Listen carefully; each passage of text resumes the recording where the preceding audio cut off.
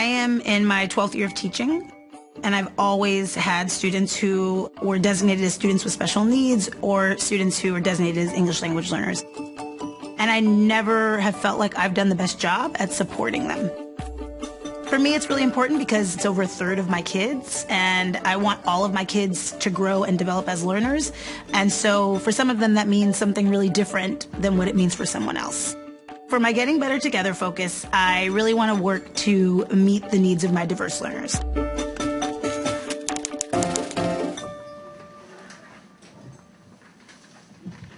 Can I have a volunteer in a loud, clear voice read our learning target for today? And I should see many hands up in the air. Today, we have 4 adults in the room. Myself, my co-teacher, and 2 paraprofessionals. What I want to do differently is maximize the adults in the room and recognize that gives us a huge advantage in helping push students further than I could as one adult by myself, or as we could as 4 adults with 1 person teaching. All right, everybody has their book? We are trying something new today where we're actually using stations to give kids smaller group instruction with an adult and a few of their peers. But remember,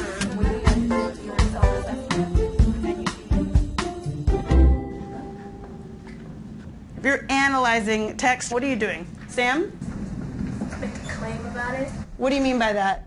So how we actually came to today, my co-teacher, Ms. Aldabat, and I looked at previous work that our kids had done. We also asked kids to do kind of some of their own self-reflection, and we gave them a very short 3-question survey. We have a lot of strengths as a group, and we also have some areas where we need to grow. And those are actually in 3 main areas. Yeah, so the areas that we're looking for growth in are locating the piece of evidence that you want. We started seeing some data that showed us that our students needed particular help in certain areas. So we took all of that data and used it to create 4 different stations. And each of you is going to move to at least 2 of these stations today. Today's lesson will focus on preparing for a text-based discussion about the book Wonder by R.J. Palacio. So how do you figure out what the most important events are? The station that I'll be working at is how do we identify major events in a particular section of the text. And so I'm going to give you some strategies today that will help you. We are going to use our discussion questions to locate evidence. My co-teacher is working to help students find the piece of evidence they want. Do you agree, Angelique? Also, one of the paraprofessionals is going to be working with a group on how you use textual evidence to support an inference that you're making. Summer made the right decision because she felt uncomfortable. So where's the evidence to support your claim? Oh, yeah, it's right here. In the 4th group, they'll be preparing for our group discussion for the next day.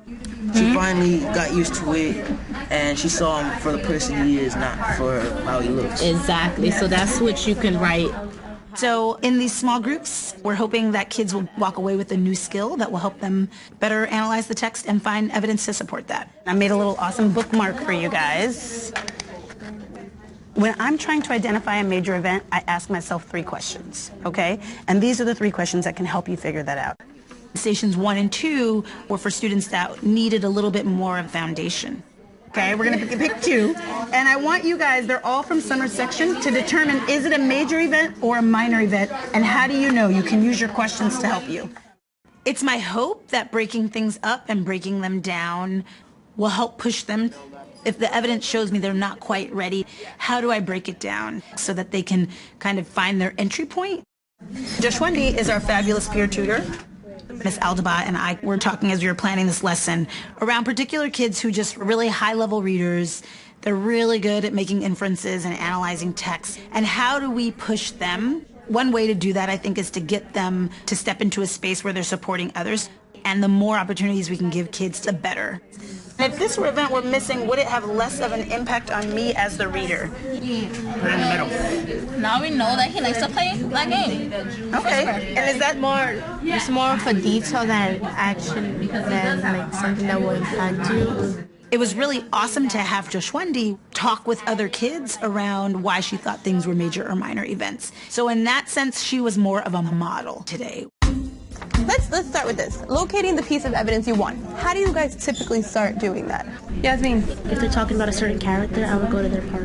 I like that. I use the hint that they give me. So what's the hint that you're talking about? What I part? was talking about summer, so I go back into the chapter of summer.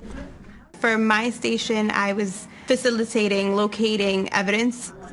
So the question was about a certain chapter in the book. I was just asking them, how do you know to look in this particular chapter? Or how do you know that this is what's going to happen? Let's talk about what you guys mentioned before. You say you use hints from the question. So we're using what we know about the narrator. Who's the narrator that we're talking about in discussion question number 2? Summer. Okay. So let's turn to Summer's section in our book. Where is the evidence that tells us what the plague is? Yasmin? Okay, I found evidence in paragraph 3, section 2. Very nice. It says, apparently, this is a game that's been going on since the beginning of the year. So the plague, it's a game that they're playing. Very nice. So that's the first piece of evidence. I think it went well. Our students picked up on what we were looking for. They just needed the extra push as to how we're going to be locating it and getting those questions going for them to figure out where to start. So we are going to transition. Make sure you have everything you need, and then if you don't remember, you can look up at our station paper, and then take your things to your second station. Okay. Now we discuss question number 2 and they're finding the evidence. All right. There's some students that could have benefited from hitting every station, but just with the way that our day was structured and the time, we gave them the opportunity to go to 2. Whereas anyone who accidentally touches August have to wash their hands or use sanitizer within 30 seconds or they will get the plague.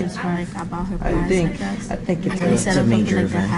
Why? Because pretty much they're being mean to him because of how he looks, of his face. Okay. And so would that, if that event were missing, would it be harder to understand the book or feel less complete? Yes, it would, because you wouldn't understand why people didn't want to touch it. Okay. Bring yourself back to your original seat. We're going to give you 3 minutes to reflect. What is one strategy that you learned or practiced today? Today we were really intentional about taking the time for kids to reflect and then to respond to each other. When I walked around as students were writing their closing reflections, it was powerful to see that we took some first steps today. So were you not reading the questions closely before? You were just, what were you doing? Reading it and then not looking for the evidence correct. Okay, and so what are you going to do now, or what's different? Use the words in the question to help me cite evidence. Okay. We will see in the discussion tomorrow, are they able to actually cite textual evidence that supports an analysis that's accurate? I learned that if the discussion on anything says something about any character, you could go back to the book and go to the part of the text. So what I'm hearing is you use clues from the discussion question to go back and find your evidence. Very nice. I think it was really insightful to hear certain kids share a reflection and then others connect to that. I have something like that where it said textual evidence to support my ideas. When I was rereading it to find the evidence, I remembered the scene that was happening in that part. Thank you. So you had a connection to what Anasia was saying. Okay. It's beneficial in seeing hey, you did learn a new strategy and now I know I can push you in that area or help you develop additional strategies to use as you move forward. So can you sign thank you to your partner, please? Miss Aldabot, Miss Joanne, Miss Elaine, are we good?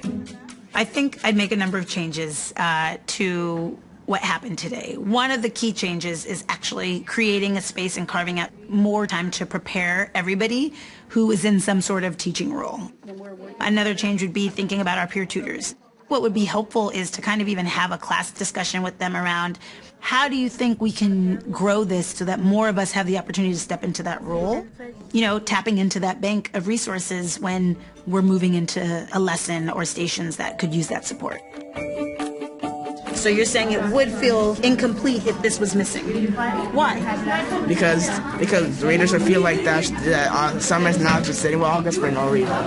Yeah, think for me what it really comes down to is it's opportunity for kids to have a small group or close to one-on-one interaction with an adult. That's really hard in schools today, and in some of my classes I'm the only teacher. So in this class where there are 4 of us, something that I want to continue is to figure out how can we create more opportunities for kids to have interactions and conversations and kind of guided facilitation with other adults in the room. And then how do we support each other as the adults in the room to get better at that?